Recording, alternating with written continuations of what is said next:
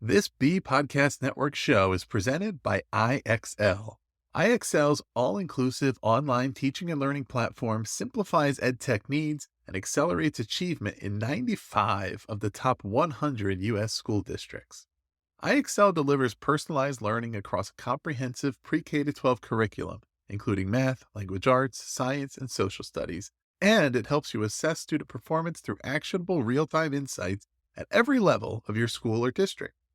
This one solution performs work that typically requires dozens of different tools. Want to find out why so many leading districts trust IXL? Visit ixl.com/BE. That's ixl.com/BE. We're proud to be sponsored by MyFlex Learning. MyFlex Learning is a scheduling platform that helps middle and high schools meet the individual needs of all students. Schools can easily create and manage time for flex blocks, win time, activity periods, RTI, counselor and teacher appointments, and much more. And with its built-in accountability tool and reporting features, MyFlex Learning solves your challenges around getting kids where they need to be and understanding how flex time is spent.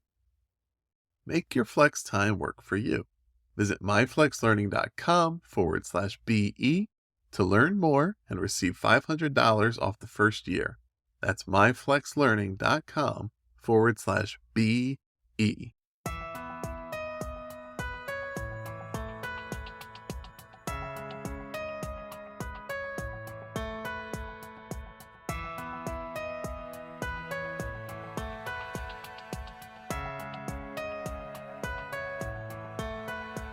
Welcome, everyone. You're listening to the Authority Podcast on the B Podcast Network.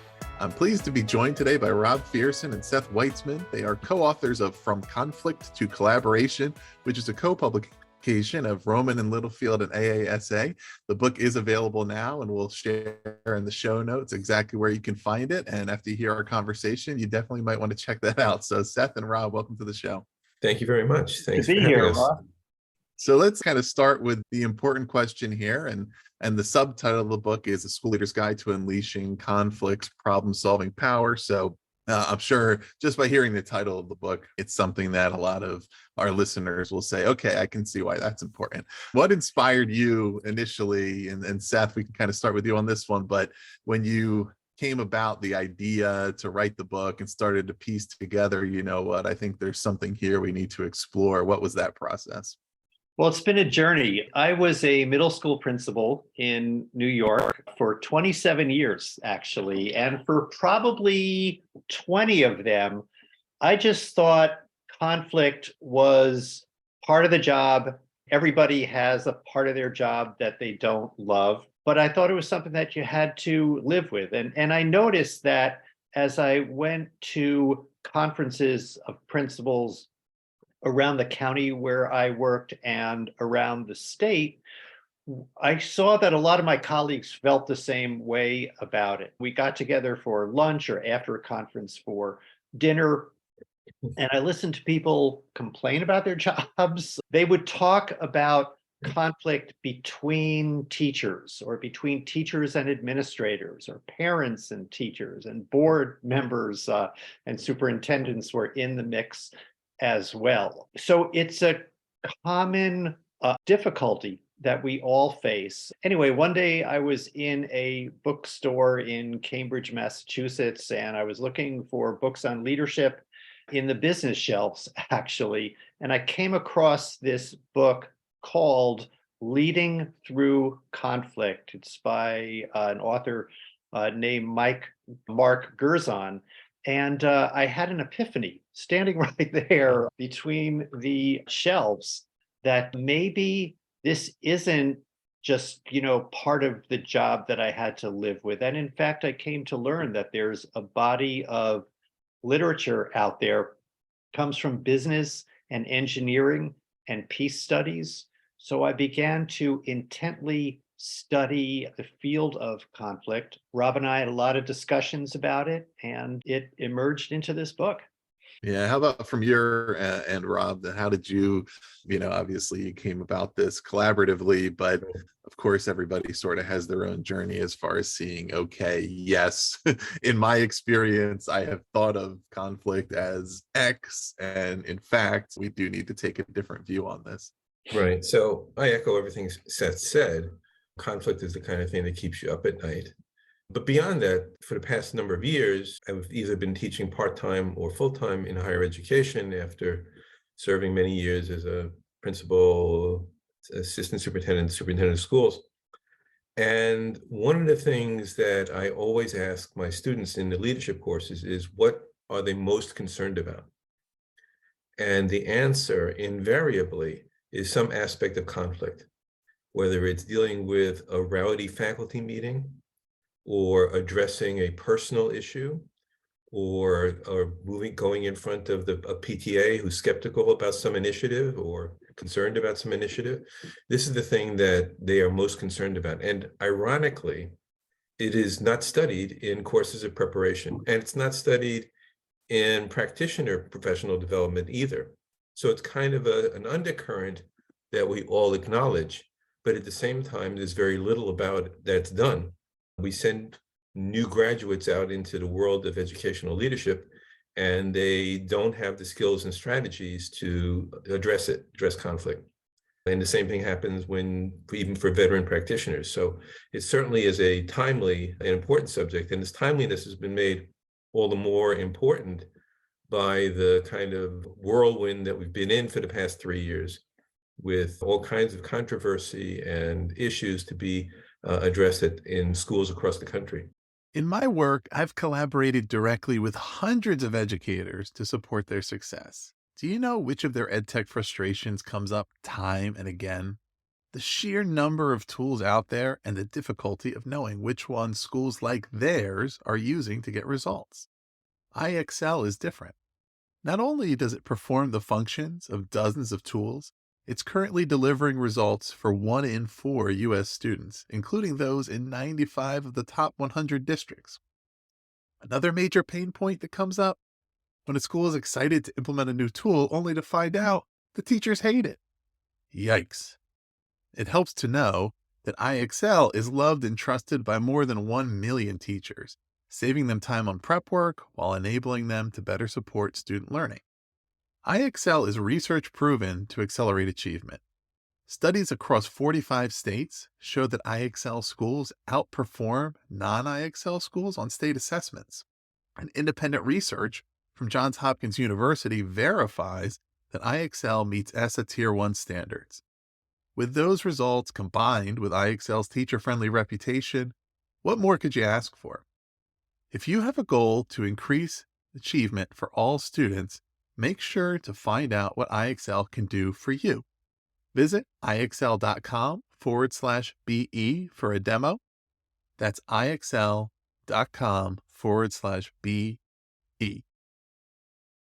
What kind of connotation would you want to place around that word conflict when we're talking about it in this sense? Because obviously, I think it typically most people it has a negative connotation, Right, and we're thinking about conflict as something that's right, uncomfortable, it's right, combative, it's a disagreement, it's an right, argument. But right. ultimately, it really all it means is that two things are conflicting, and if we have a number of people, different people, diverse people, they're going to have conflicting points of view and perspectives and ways of thinking about things. That's just the neutral state of being. Mhm. Also, if we're thinking about a school leader that's trying to disrupt some sort of status quo that's been ineffective for students, you're going to create conflict, and that would be a positive thing. If you if you are directly facing head on something that's not working right, yes, there are people who are used to that, who are going to say, I don't like this. I'm feeling a lot of conflict. But ultimately, I wanted to kind of address the connotation question, and we can go to Rob on this one, just to say it doesn't need to be a bad thing, which I think is also part of the process, maybe of thinking through a new way of looking at it and saying, like, we don't want to just let it linger and think it's inevitable that the conflict's just a persistent state of being and we're not doing anything about it. But at the same time, everybody doesn't think about everything the same way and have all the same ideas.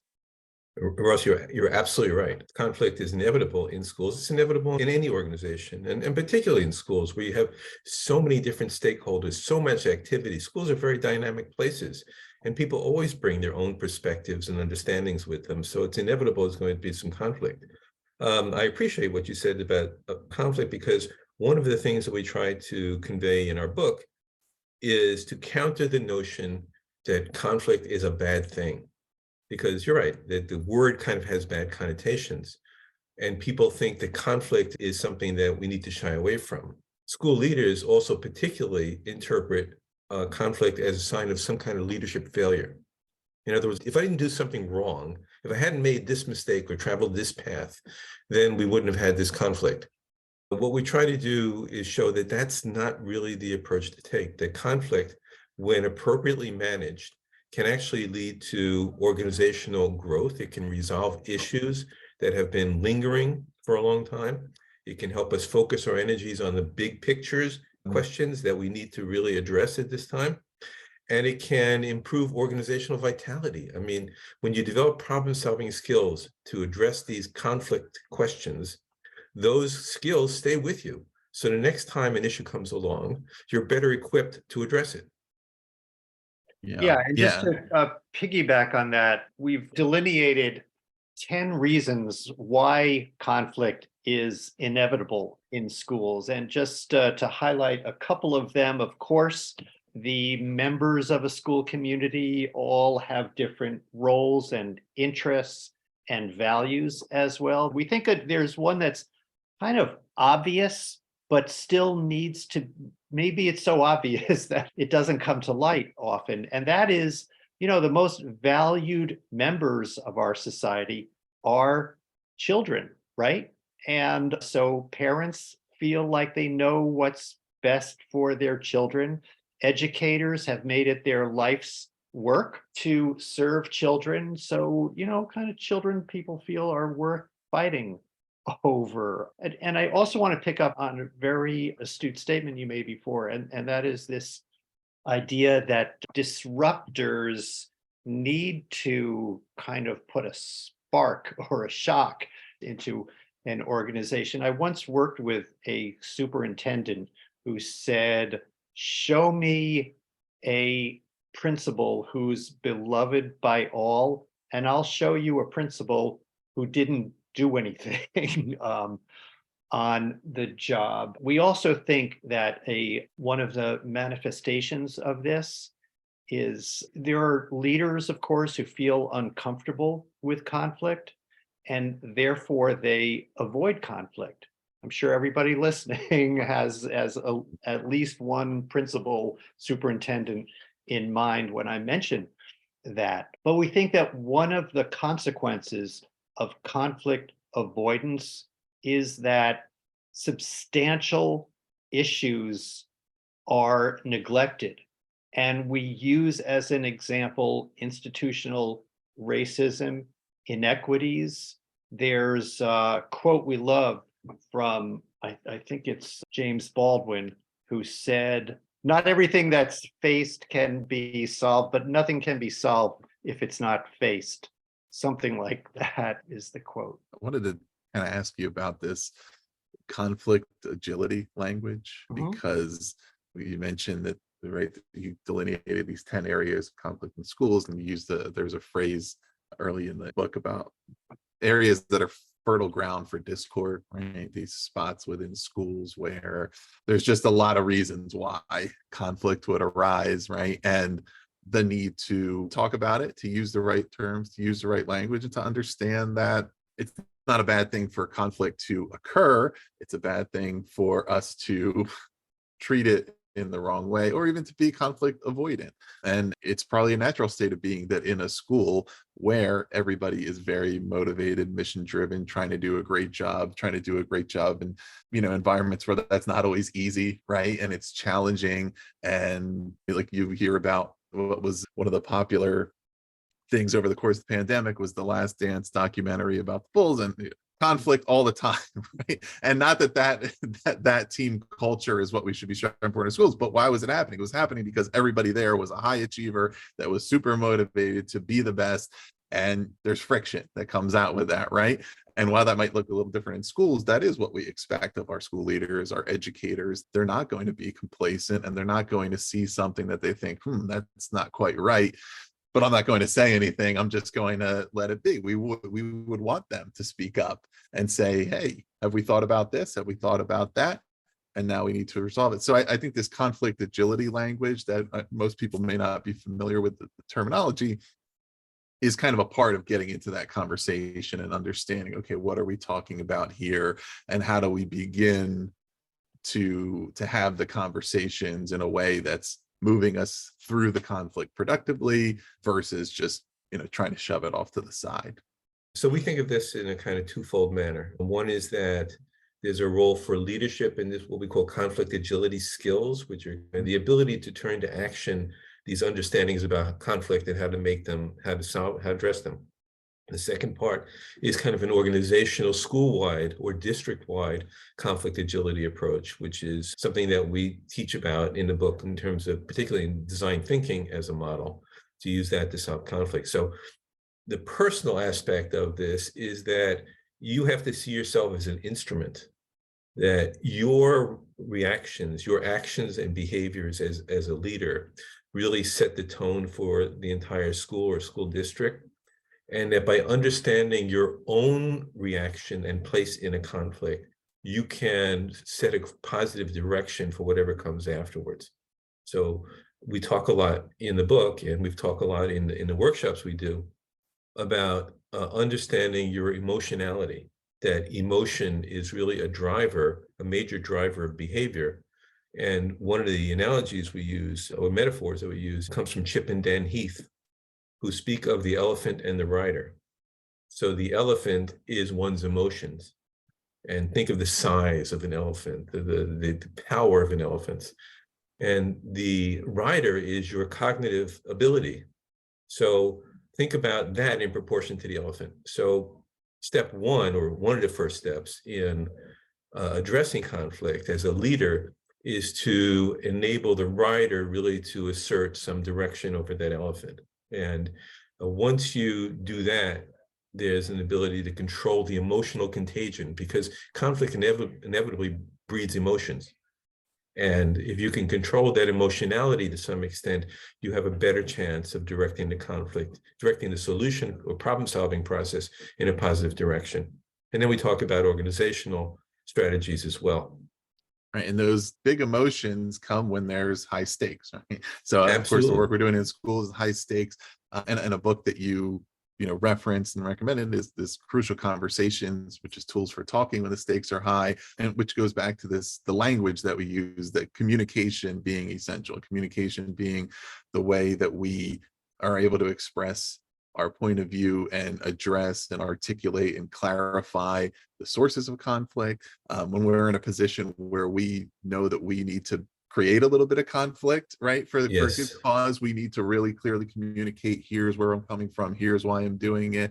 And it's also, I think, relates to the leader's obligation to be communicative and clearly communicative and create the grounds for resolution and for addressing the challenges that are going on. It's also why conflict so often persists when a certain party in that feels like they're not being given the space to communicate and they're being silenced, and that their point of view or the reason why they're feeling a conflict is invalidated. Right. And so, I wanted to talk, Seth, about communication and its primary importance here in being really proactive about that and really getting out there and saying what needs to be said in the right language, right? And because when the emotions are high and when the stakes are high, saying the wrong things takes it in one direction, but being mindful about saying the right things and creating an open discourse can move us forward. Yeah. Speaking of getting communication right, Ross, I just want to go backwards and give the correct, beautiful quote from James Baldwin. He said, "Not everything that is faced can be changed, but nothing can be changed until it is faced." Right.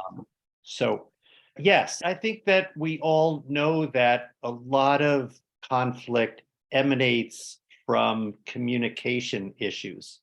And our book is filled with lots of language that can be used. We call it conflict agility, as you've pointed out, in conflict situations. I'll just give you a couple of examples. One is the phrase yes and instead of yes but. So we're kind of in setting the ground rules for groups or individuals in these controversial situations. That's one that we urge. Another, we talk in our book about the need to kind of normalize conflict, because it is not a big deal when we disagree with each other. It's normal, it's natural, and we can end up in a good place after working through our conflicts.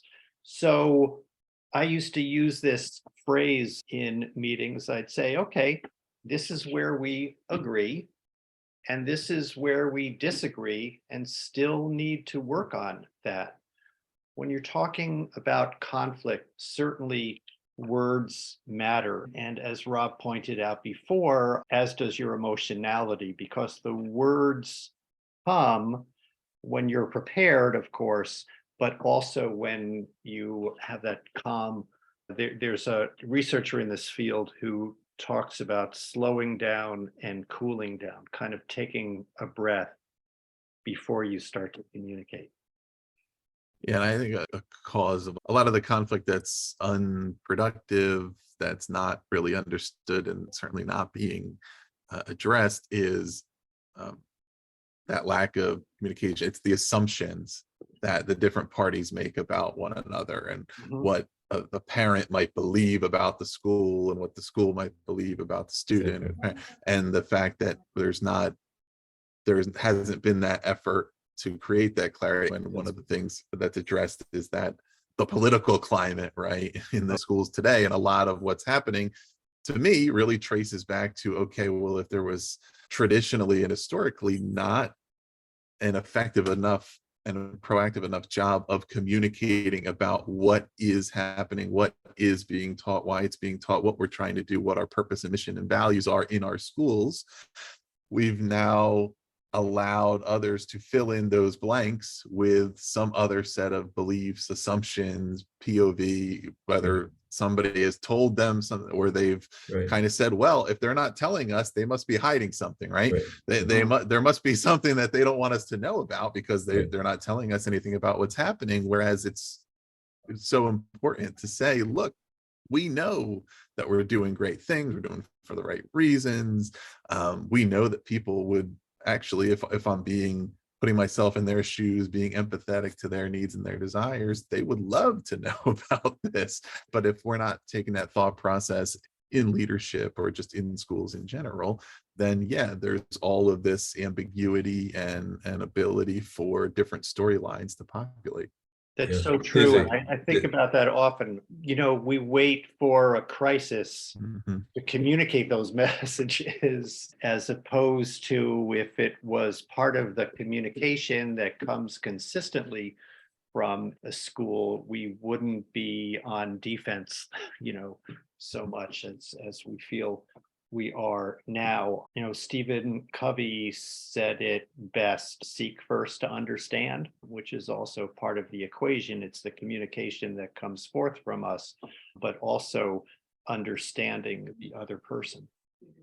We also talk about the language that we use. As with any profession, we have our own specialized vocabulary, and we tend to use a lot of jargon. And very often we believe that everybody has the same mindset as we do and understands exactly what we mean.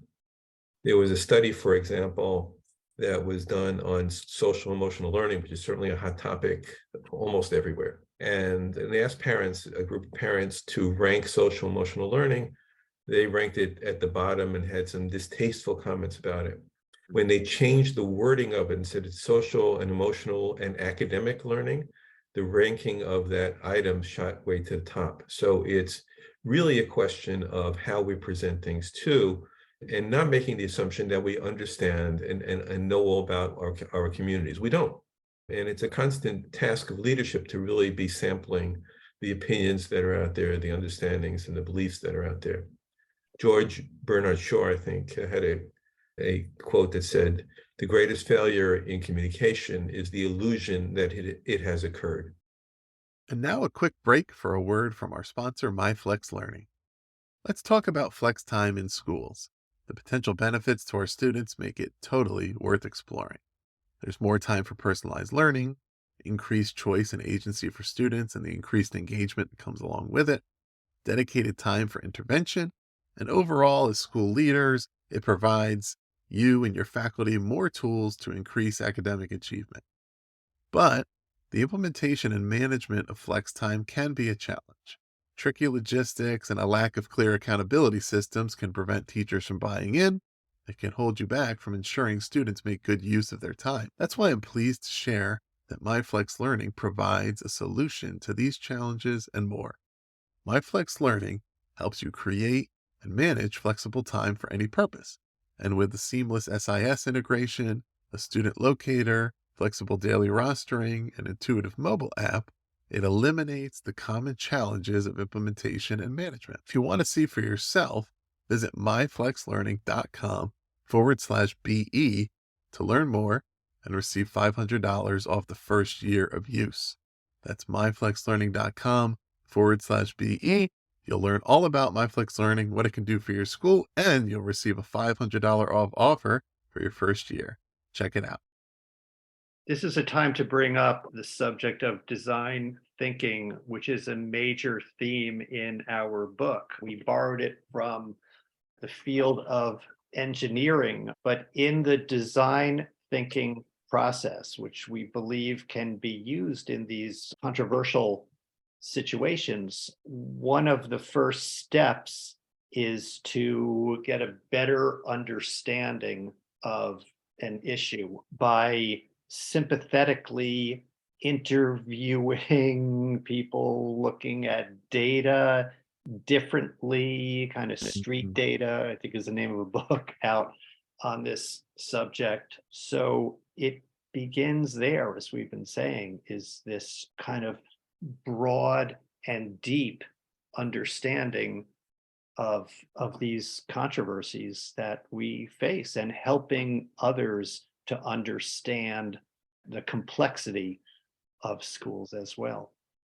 Yeah, and we can certainly talk more about the design thinking because I think it really relates to having that very forward-facing orientation toward the challenge and related to the Baldwin quote you shared about things can't be changed until they're faced. The word that you specifically use is addressing conflict, right? Rather than it's not resolving, Exactly. mediating, managing, all these other terms that are often used that connote more of either an avoidant mentality toward it or a compromise or a diminishment of certain parts or the merits of certain points of view in there versus addressing it head on and saying, okay, I need to understand this. I need to know all the inputs. I need to see where it's all coming from. And then we need to work through it and figure out where are we now and where do we need to be and understand that you can turn conflict into understanding and agreement without diluting either of the points of view that are involved in it, right? But that requires being very direct and addressing it and having a step-by-step approach. And then I think also you wouldn't have the illusion, right? Because you knew there was a system and a process and it wasn't like, oh, well, we thought we did that. No, we either did it or we didn't. But, if you want to talk a little bit about that addressing point and why that term is so critical here, and then also, how it does fit into that design process of really having a system to work through this and not just kind of letting it be ambiguous. So we struggled a little bit with trying to find the right verb for use in our book. And we looked at the literature and anecdotal accounts, and it talks about conflict resolution, it talks about negotiation, it talks about mediation, it talks about compromise. And none of those things we thought fit because they, as you mentioned, they either wind up with not getting the whole problem out for discussion, or they suggest some kind of imposition of a solution prematurely by leadership. And so we came with this notion of addressing it, which means we don't know where it's going. We really have yet to solve the problem. We first want to identify what's really at the issue. And one of the phrases we use in the book is, in fact, that the issue is often not the issue. So what people present, or the initial presenting problem, is sometimes not really, very often not the actual problem. There are deeper problems. And the value of the work that you get to uncover the deeper problem is difficult. But on the other hand, it makes for a more lasting solution. So behind a lot of these debates on even SEL and things like that are different questions about the role of schools, the role of parenting, what's appropriate in the curriculum, how to teach, different approaches to teaching. Those are the issues that one has to try to uncover before you can actually address them. And then design thinking provides, as you mentioned, provides a structured approach. So there are ways to do this kind of detective work, define the problem, creatively look for solutions, test them out in a kind of rapid fashion to see if any of them will stick, and then ultimately do some of the piloting and testing that we traditionally do in schools, but we often skip those earlier problems. And design thinking also is what's called iterative, which means you can go back to a step at any point. Maybe you didn't get it right. Maybe you're thinking about solutions, then you realize, I don't think I really defined the problem. So you can you go back and do some more detective work. And that's the bonus here, is that when you do that, when people learn that process and it becomes part of the way that the school does its business, it provides building capacity for any future issue that comes up. How do you feel, or Seth, that design thinking approach feels to the participants that are not used to it, maybe, and are not used to using it in this context, at least, and maybe you're a little skeptical and saying, does this fit? This is kind of an engineering way of looking at things, and we're talking about our environment, our culture, and our social interaction. Once they start to engage with it, how do they perceive it? How would they feel? How would they proceed from there? Yeah. The engineering connection is that before you solve a problem, you have to figure out what the problem is, and how you define the problem is the starting point. I think in a lot of ways, it's not our natural style in education. I was an administrator, I mentioned, for 27 years. I love a quick fix as much as the next person does. This process that we're talking about with design thinking, in fully understanding, defining, one stage is ideating, which is brainstorming a great variety of possible solutions. It's time consuming. And I think that a lot of us administrators, I can include myself, we're task oriented. So faced with a problem, let's solve it quickly because we have 100 more that we have to get to. Another way that it's kind of anathema to the way we often operate in education is at the end, how many committees have you served on? A curriculum development committee, for example. When it's over, we all, shake hands and nod to each other, and we'll say, we'll see you sometime next year. And what we learn from design thinking, in fact, is that there needs to be constant formative assessment and reevaluation of any new initiative. In fact, they call it a prototype. And after that, we may need to go back and brainstorm different solutions. We may need to go back to the define stage and get a better understanding of what the problem might be. So it's not a case where a committee disbands and says goodbye, their work is over once they've come up with a plan, but there's this constant reassessment that needs to take place. And a point that we read somewhere in our research before the book is that it leads to people butting heads when a new math committee, for example, comes up with a proposal for all time, as opposed to this approach in design thinking, which is to say, you know what, let's try it. This is just a pilot.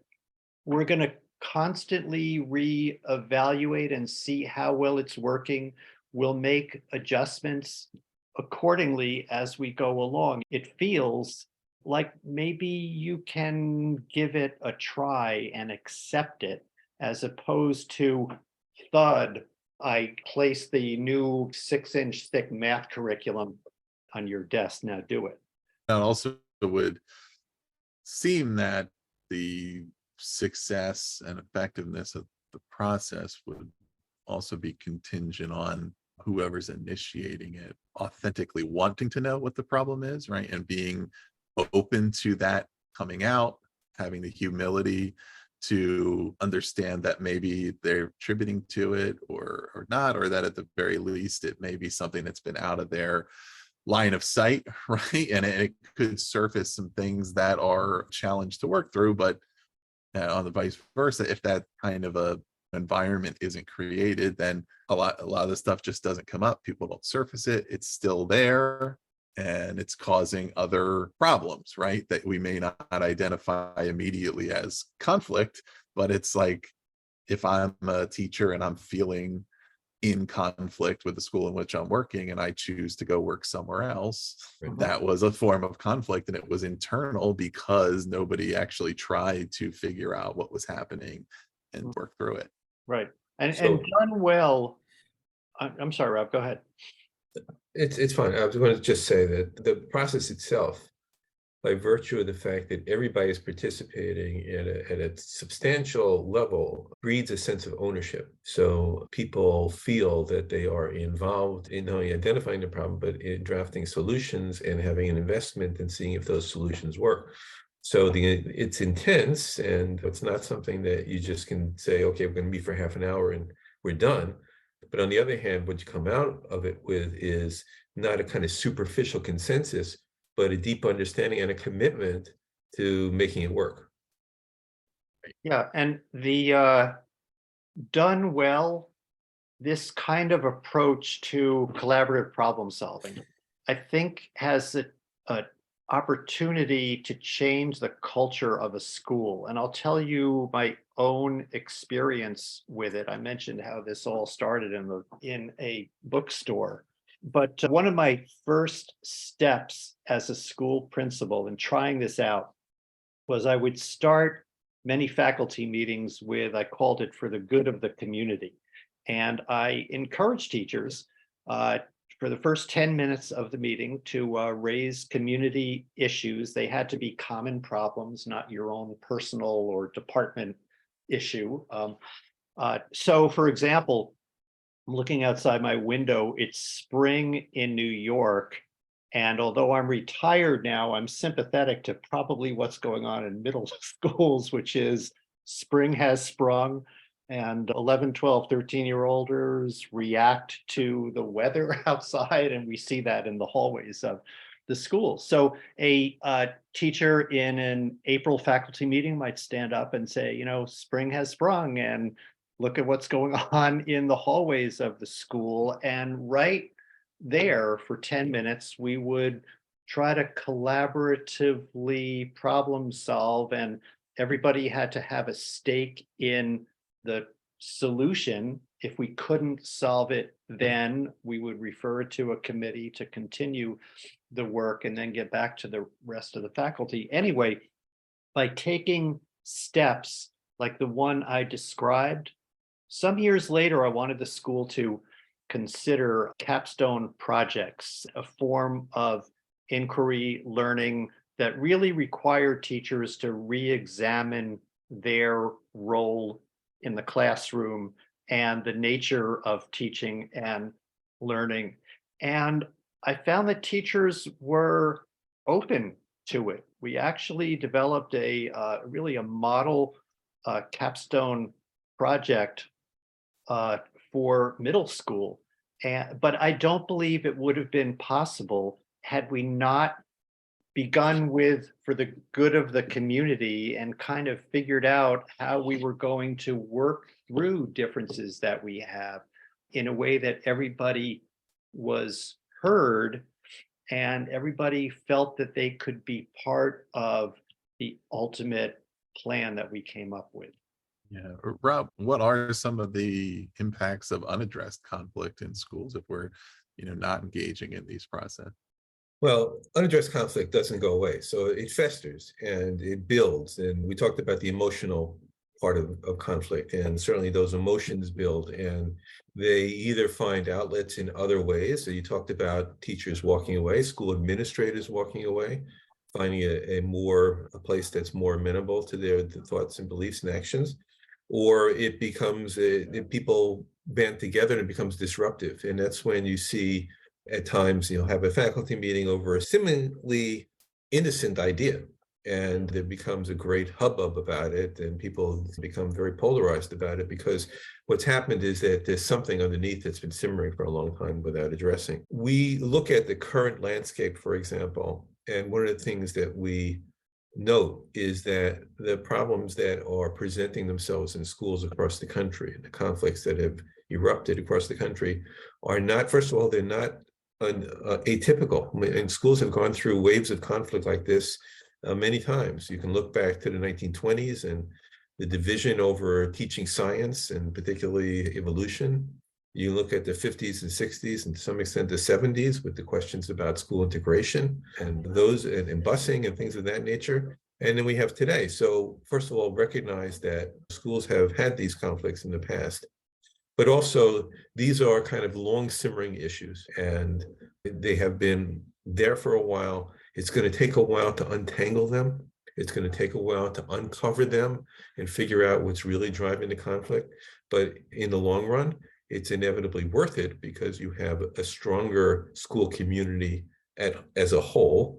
You have better skilled leadership, and you have better skills for the school or school district. And it will look different case by case, but do you in general have a recommendation for how we may evaluate or assess or understand whether or not we've effectively addressed a particular conflict or source of conflict, and whether it's time to move along? Okay, we've done this, or kind of to continue iterating on that? One of the parts of the design thinking process is to establish those criteria for determining success. And success can be very localized, so it's hard for us to generalize because this is a school by school case in many instances. But one of the things that we look at here is a scalability. Is it something that goes beyond an individual classroom and can extend and have benefits for others? And the second part of that would be sustainability. How easy is it, or how important is it, and how practical is it to sustain this? Is this something that we can do over a long time, and can it continue to give results over a long time? So those are two of the criteria that we would suggest for any innovation. You're asking a question, Ross, about the end of the process.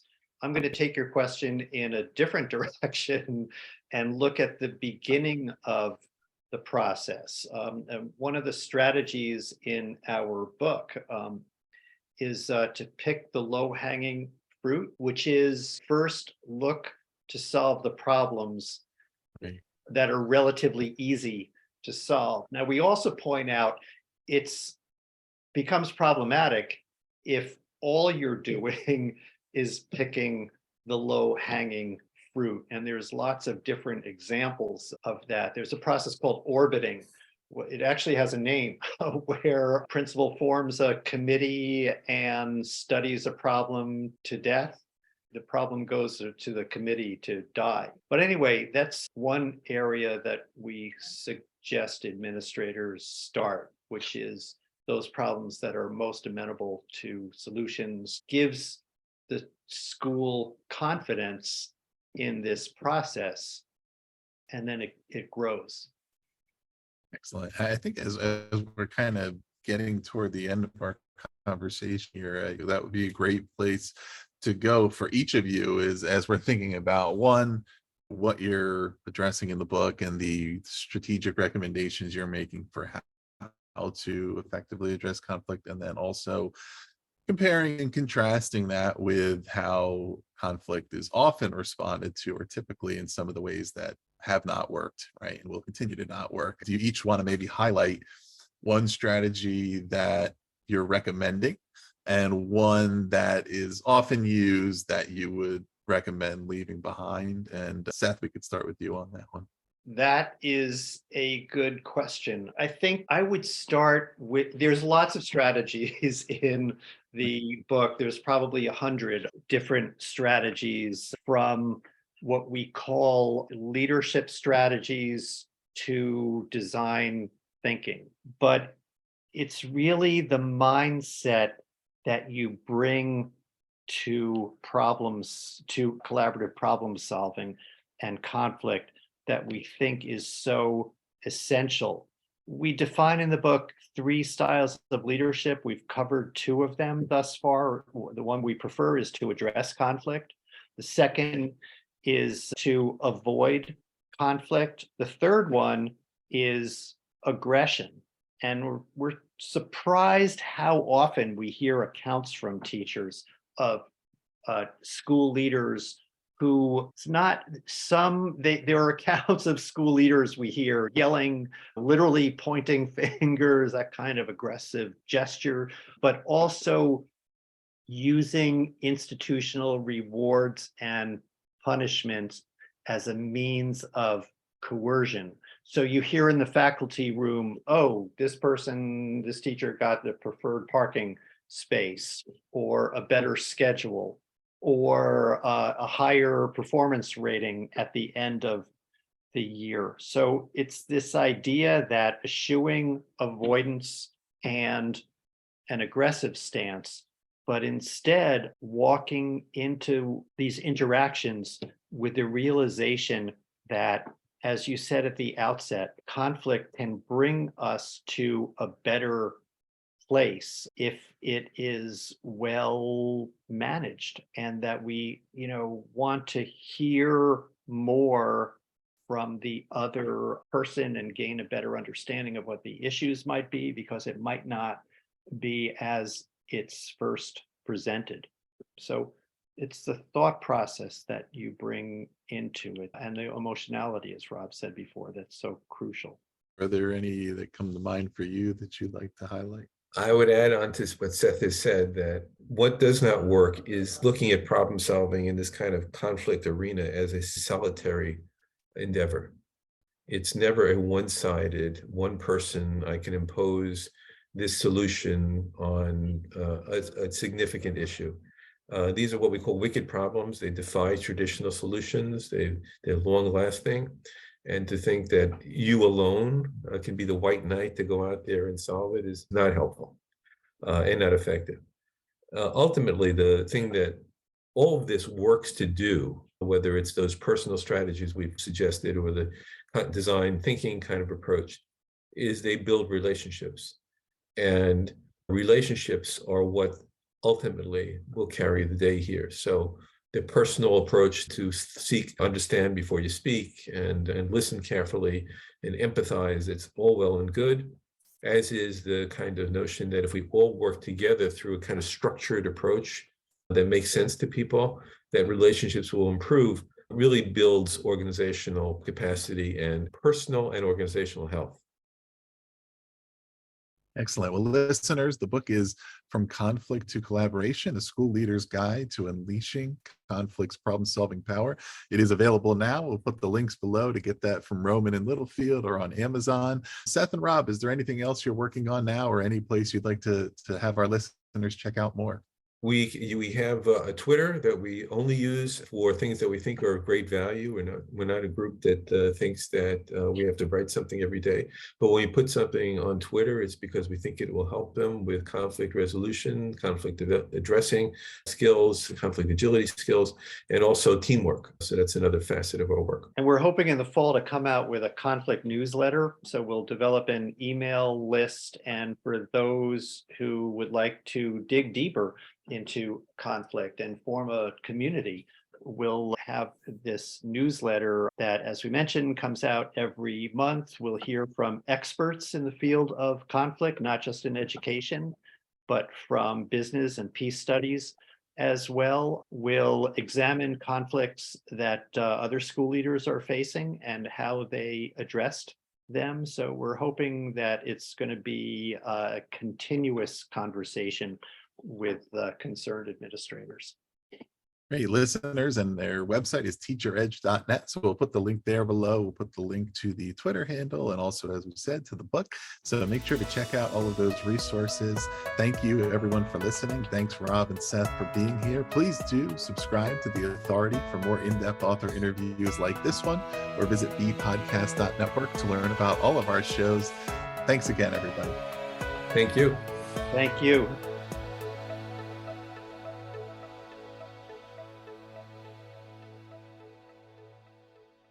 This has been The Authority Podcast, hosted by Ross Romano, edited by Gage Sanderson.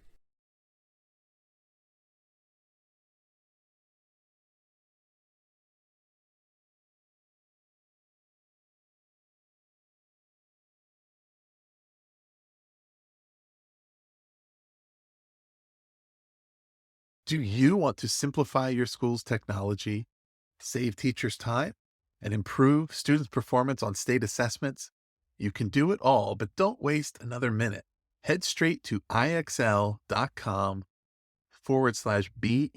to learn how IXL's research-proven teaching and learning platform can help you achieve all of these goals. That's ixl.com/BE.